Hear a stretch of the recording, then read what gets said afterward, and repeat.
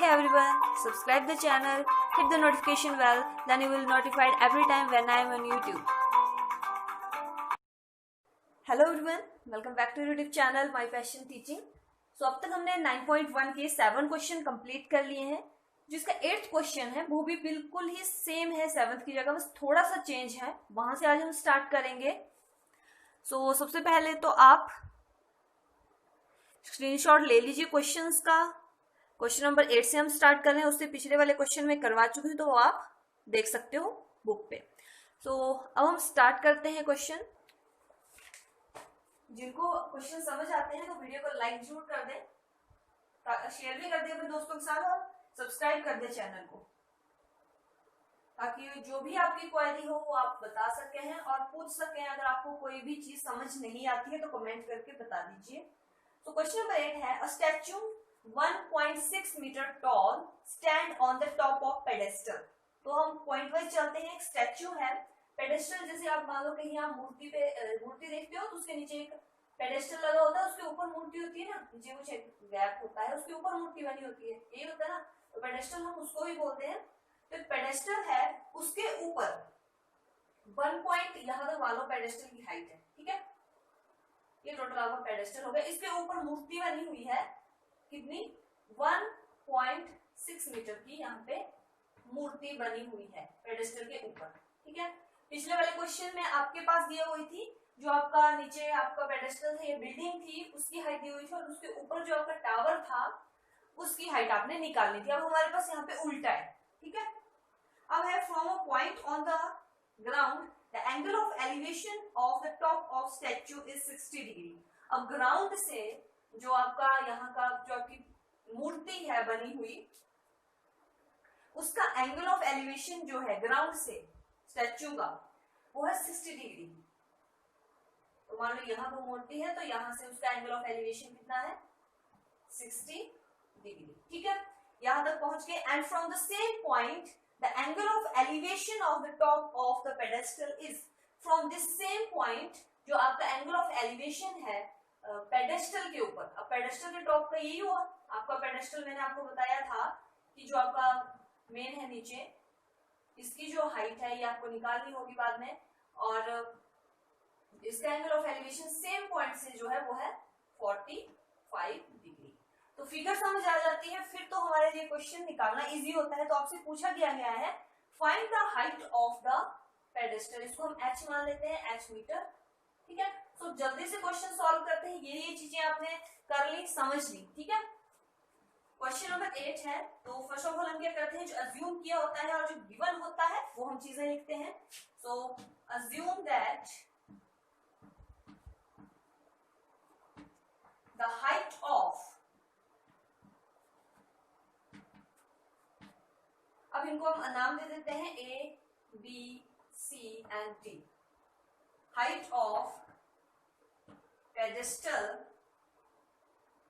Is क्या है बनी, BC. BC which is equal to हमने कितनी मानी है, h metre. Now height of, common करके लिख लीजिए या नई लाइन शुरू कर दीजिए, वो आप देख लेना. हाइट ऑफ, किसकी हाइट लेते हैं अब हम, टोटल जो आपका ऊपर स्टैच्यू बना हुआ है, स्टैच्यू वो है हमारी कितनी, CD. CD is equal to 1.6 metre, ठीक है. और साथ में जो आपके एंगल्स दिए हुए हैं तो वो आप बुक से लिख सकते हो. That is the angle of elevation of the top of the statue and the top of the pedestal on the ground is 60 degree and 45 degree respectively, ठीक है. ये आपका क्वेश्चन से है तो ये आप यहाँ जरूर लिखना. जो भी चीजें होती है अज्यूम वो हम लिख देते हैं. ये चीज हो गई यहाँ पे. अब हमारा चलते हैं मेन क्वेश्चन के ऊपर. जैसे हमने पिछले क्वेश्चन में AB को कंपेयर किया था, दोनों जो भी हमारी ऐसी ही ट्रायंगल बनी थी, बट फर्क किया था कि यहाँ उसकी हाइट यहाँ वाली दी हुई थी, ये नहीं दी हुई थी, ठीक है. तो दोनों ही से हम AB को कंपेयर करेंगे दोनों साइड से. तो अगर हमारे पास AB आ जाता है तो आप ये भी निकाल पाओगे आसानी से, हाइट निकाल पाओगे ना. जब आप AB को कंपेयर करोगे दोनों में, AB तो सेम आएगा. सेम वैसे करेंगे जैसे पिछला क्वेश्चन किया था. तो इन ट्रायंगल या राइट ट्रायंगल ABD, तो ABD में आपका देखो कनेक्शन किस किस का है. हमारे पास जो है टोटल हाइट कितनी हुई, यहाँ तक h है, यहाँ तक 1.6 है, तो टोटल हाइट होगी h प्लस 1.6 मीटर, यही होगी, दोनों को प्लस ही होगा। ठीक है, अब हम ABD में हमारे पास परपेंडिकुलर दिया हुआ है और साथ में आपके पास एंगल है, हमें चाहिए बेस। हम AB को कंपेयर कर रहे हैं, तो परपेंडिकुलर जो है हमारा पंडित बद्री प्रसाद हर बोले, वहां भी आपका परपेंडिकुलर ओवर बेस का कनेक्शन tan में आता है, ये cot में आता है, तो आपको tan से निकालना है, tan से निकालिए, cot से निकालें, cot से निकाल लेते हैं, तो यहाँ पे tan से मैं निकालती हूँ, tan बड़ी वाले ट्रायंगल की बात हुई तो यहाँ पे आपका एंगल है 60 degree which is equal to tan 60 degree, यानी कि परपेंडिकुलर ओवर बेस, तो परपेंडिकुलर है हमारा BD divided by base is AB। ठीक है, विच इंप्लाइज tan 60 डिग्री की वैल्यू मैंने आपको वैसे भी निकालना सिखाई हुई है, और कितनी होती है tan 60 की, अगर वैसे याद नहीं रहता है तो sin 60 की वैल्यू होती है √3/2 डिवाइडेड बाय cos 60 डिग्री। आपको पता है कि हम tan ऐसे निकालते हैं, cos 60 की वैल्यू होती है 1/2, तो 1/2 यानी कि कंपेयर होगा तो ऊपर चला जाएगा, जो ऐसे तो डिवाइड में है 1/2 आएगा, ऊपर चला जाएगा तो 2 से 2 कट हो जाएगा, आपको सोचेगा √3 इज इक्वल टू BD की वैल्यू कितनी है 1.6 plus h divided by AB की वैल्यू हमने निकाल दी है। ठीक है, इजी है यहाँ तक, सेम वैसे ही है। अब इनको क्रॉस मल्टीप्लिकेशन कर लीजिए, AB is equal to h over 1.6 plus h, AB की वैल्यू हमने निकाली है, तो यहाँ पे आपका √3 आएगा। ये जब आप क्रॉस मल्टीप्लिकेशन करोगे तो यहाँ चला जाएगा, ये यहाँ चला जाएगा, 1.6 plus h divided by √3 metre. अभी आप ऐसा मत सोचना जैसे हम पता है आपको कि नीचे जो है रैशनल नंबर नहीं होता है, बट अभी आंसर पूरा नहीं आया है तो इसको ऐसे ही रहने दो। अब दूसरे ट्रायंगल को कंपेयर करते हैं। नाउ इन ट्रायंगल ABC, तो वहां पे आपका जो tan 45 डिग्री है वो कितना है, सेम वही है, परपेंडिकुलर अब आपका BC हो गया, BC divided by AB which implies tan 45 degree की वैल्यू होती है 1 इज इक्वल टू BC की वैल्यू है हमारे पास h डिवाइडेड बाय AB। ठीक है, सो इसको कंपेयर कर लीजिए, क्रॉस मल्टीप्लिकेशन कर लीजिए, तो AB की वैल्यू यहां से आ जाएगी आपके पास h मीटर, इसको नंबर 1 मान लीजिए, इसको नंबर 2 मान लीजिए। आप पहले चाहे ट्रायंगल ABC ले लीजिए, पहले ABD ले लीजिए, उससे भी फर्क नहीं पड़ेगा। ठीक है, क्लियर हो गया यहाँ तक। अब लिखिए from 1 and 2 what you will get, अगर इनकी देखो AB आया ना, AB is equal to h metre और AB is equal to 1.6 plus h divided by √3, AB की वैल्यू है, इनकी लेफ्ट हैंड साइड इक्वल है, उनकी राइट हैंड साइड भी इक्वल्स होगी, then h is equal to 1.6 plus h divided by √3 which implies √3 side आ जाएगा, √3 h is equal to 1.6 plus h। अब h वाली टर्म्स जो है वो इकट्ठी कर लेते हैं हम, h इस साइड आ जाएगा, √3 h minus h is equal to 1.6। ठीक है, यहाँ पे आ जाएगा √3 जो है आपका h कॉमन ले लेते हैं तो आपका आएगा √3 माइनस 1 इज इक्वल टू 1.6। ठीक है, 1.6, और आपको मैंने बताया था कि √3 की जो वैल्यू होती है वो अप्रोक्सीमेट होती है 1.732 minus 1 is equal to 1.6 which implies यहाँ पे आ जाएगा h into 0.732 is equal to 1.6। हमें चाहिए h की वैल्यू, यानी कि हमारी BC की वैल्यू, हाइट ऑफ पेडेस्टल।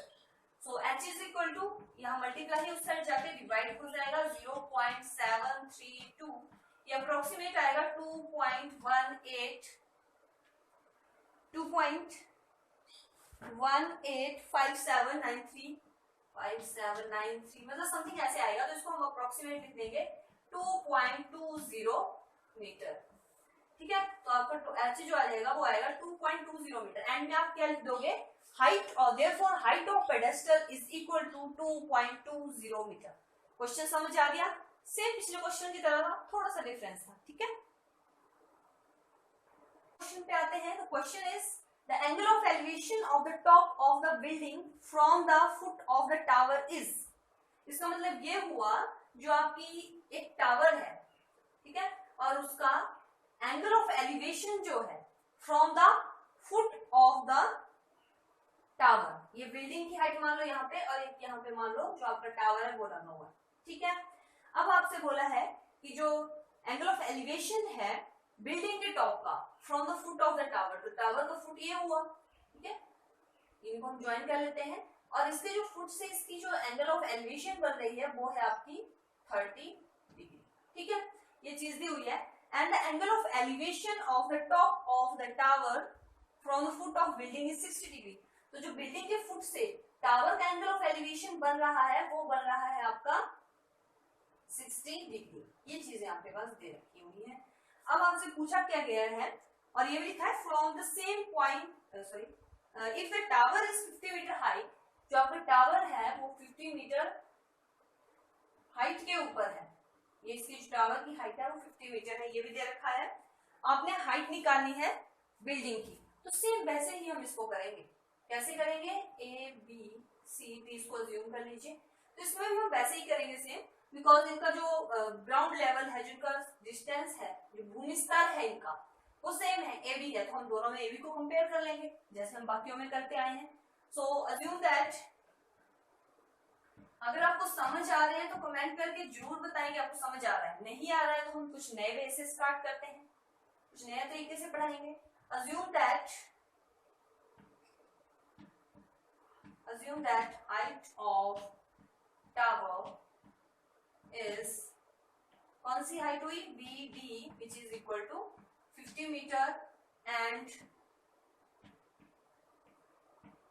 ये यहाँ पे द लिखिए, ठीक है। assume the height of the tower is BD and the height of building, जो बिल्डिंग की हाइट होगी वो कितनी होगी, वो हम उसको assume कर लेते हैं h मीटर, कितनी हमने मानी, h मीटर, और क्या है वो AC is equal to h metre, ठीक है।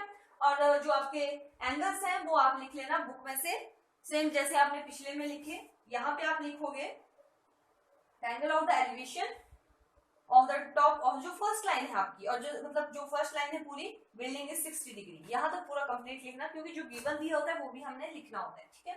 अब चलते हैं इन ट्रायंगल ABD की बात कर लेते हैं। ABD वही कनेक्शन है, हाइट दी हुई है और बेस आपको निकालना है, ठीक है, तो वही tan वाला निकाल लेते हैं। tan 60 degree is equal to BD divided by AB, ठीक है, तो BD की कितनी है 50, AB कितना है आपका वो हमें पता नहीं है, AB which implies, यहाँ पे tan 60 डिग्री की वैल्यू कितनी थी, √3, which is equal to 50 over AB जो है, क्रॉस मल्टीप्लिकेशन करिए तो AB इस साइड आ जाएगा, AB is equal to 50 over √3, ठीक है, तो एक से तो आपकी ये वैल्यू आ गई। अभी तक इसको पूरा सॉल्व नहीं किया तो इसको आप इतना ही लिखिए मीटर। नेक्स्ट है दूसरी ट्रायंगल में चलते हैं। In triangle AB and C, जो आपका tan 30 डिग्री है, tan 30 डिग्री की वैल्यू कितनी होती है 1 over √3, so tan 30 degree is equal to AC divided by AB, which implies tan 30 is 1 over √3, AC की वैल्यू हमारे पास है h डिवाइडेड बाय AB, तो AB आ जाएगा आपके पास √3 मीटर, ठीक है, इसको आप 2 मान लीजिए। So from 1 and 2 what you will get, 1 और 2 से क्या है, लेफ्ट हैंड साइड बराबर है तो राइट हैंड साइड भी बराबर होनी चाहिए कि h √3 is equal to 50 over √3, ऐसे होने चाहिए। यहाँ पे √3 मल्टीप्लिकेशन में वहां जाके डिवाइड हो जाएगा, so h is equal to 50 over 3, इसको डिवाइड कीजिए आपके पास आएगी, मतलब पूरा डिवाइड नहीं होगा, 6 समथिंग ऐसी वैल्यूज आ जाएगी मीटर, तो आप इसको अप्रोक्सीमेट क्या लिख सकते हो 16.70 मीटर, तो आप क्या लिखेंगे, जो आपकी हाइट ऑफ द बिल्डिंग है, therefore the height of the building is 16.70 metre. Clear, 2 question करवाए हैं, बहुत आसान है, समझ आ गए होंगे क्योंकि प्रोसीजर सेम चल रहा है हमारा, ठीक है। तो अगर वीडियो अच्छी लगी हो तो लाइक कर दीजिए एंड अपने कमेंट करके जरूर बताएं कि आपको समझ आया है या नहीं आया है। बाकी सब्सक्राइब करना ना भूलें। Thank you.